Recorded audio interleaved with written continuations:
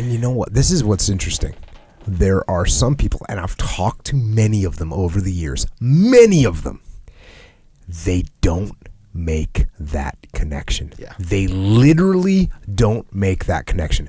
They don't make the connection. They're looking at their boss and they're saying, hey, this wasn't my fault. It was my whoever. It was my subordinate leader. It was the maintenance guy. It was this. It was that.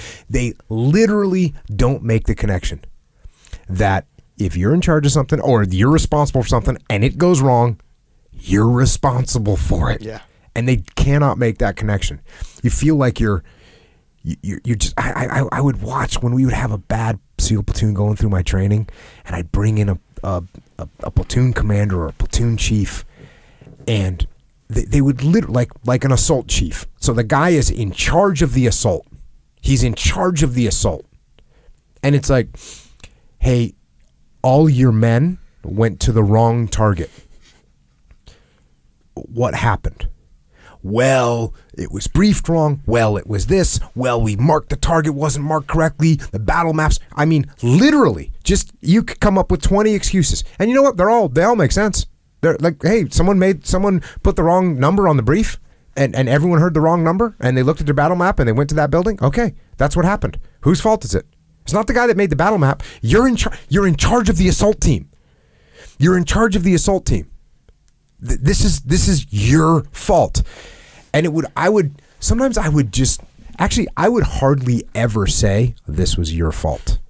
I would try and milk it out of them. I would be like, but still, like, who is in charge of the assault team? If only we had a guy in charge of that process. Yeah, and they'd say, well, even as the assault chief, you can't expect the guy to be confirming that every single guy knows where the target is. Really? Okay, so you're not responsible for getting the men to the target. You're not responsible for the assault as the assault chief is what I'm hearing. So it's really horrible when you see that someone can't make the connection. Yeah. And this is another cool thing. Like on social media, I see this a lot. Guys will hit me up, girls will hit me up. Something went wrong with a client.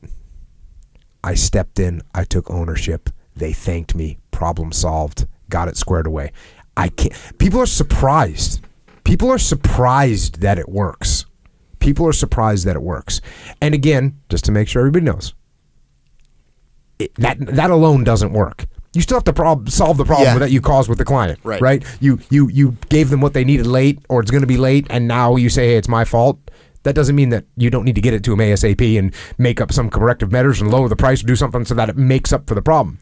But the worst thing you can say is, well, you didn't specify exactly what you wanted in the order, and therefore we couldn't get you what you wanted on time. Yeah. Okay, we're never coming back for business again, and we're angry this whole time, and I'm going to short you money when we pay you anyways, if I pay you at all. Yeah, let's make it the customer's and the client's fault. Let's do that.